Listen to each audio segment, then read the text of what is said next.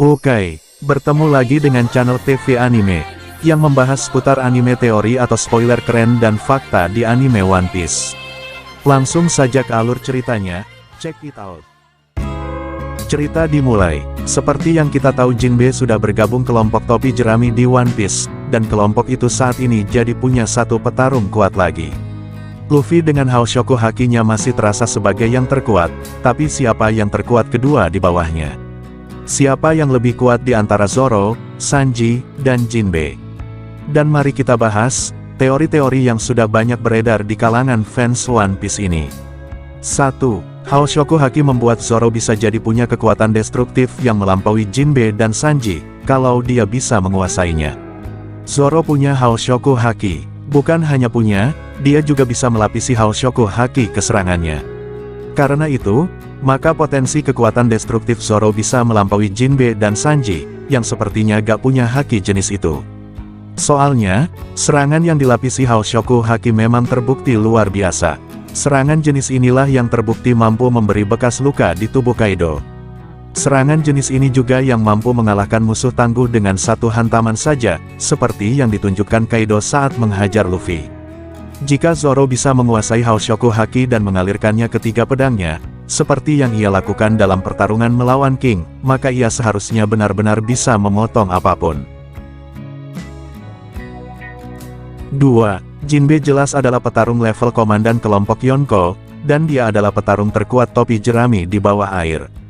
Kalau misalnya pertarungan bawah air sih jelas, Jinbe lebih kuat dari Zoro dan Sanji. Zoro dan Sanji mungkin masih bisa bertarung di bawah air, tapi kekuatan mereka bakal berkurang. Bila di bawah air, Jinbe malah makin berbahaya. Sampai-sampai dia bisa saja menghancurkan kapal musuh sendirian. Di daratan pun Jinbe sebenarnya kuat. Melihat gimana dia bisa mengatasi Hoshu, kekuatan Jinbe sudah melampaui orang-orang Tobiropo. Saya rasa dia sebenarnya berada di level komandan Yonko seperti King atau Katakuri. Untuk Jinbe ini mungkin masalahnya hanya di tak ada tanda-tanda punya Haoshoku Haki, jadi kekuatan destruktif dia bisa dilampaui Zoro dan Luffy yang memilikinya. Masalah lainnya adalah usia, dia sudah 46 tahun. Jadi Jinbe terasa sudah mencapai potensi penuh kekuatannya, sementara Zoro dan Sanji masih bisa berkembang jadi lebih ngeri lagi. Bayangkan saja, sebelum time skip si Jinbe ini terasa lebih kuat dari topi jerami. Namun di Onigashima, Zoro dan Sanji terasa sudah setara Jinbe, sementara Luffy bahkan terasa sudah melampaui Jinbe.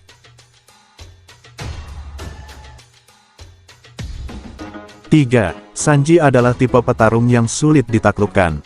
Setelah tubuhnya mengalami transformasi, Sanji kini berkembang jadi petarung luar biasa juga. Dia tampaknya akan sulit dilukai dengan cara biasa. Bahkan jika tulang-tulangnya dihancurkan, tulang-tulang itu akan kembali pulih lagi. Dari segi kecepatan dan mobilitas, dia juga terasa mengungguli Zoro. Terutama karena dia bisa bergerak di udara. Sanji juga bisa mengerahkan api biru di kakinya, yang lebih panas dari api yang ia ciptakan sebelumnya. Peningkatan kekuatan Sanji ini bahkan sebenarnya membuat ia terasa bisa saja melampaui Zoro dan Jinbe.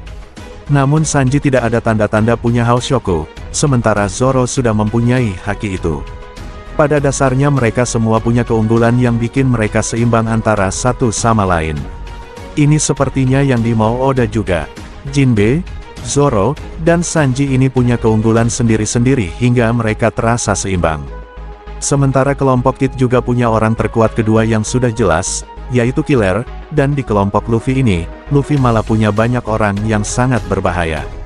Kalau menurut saya bila kita melihat hanya dari potensi destruktif, Zoro dengan Haoshoku Haki-nya bisa jadi orang terkuat kedua di bawah Luffy.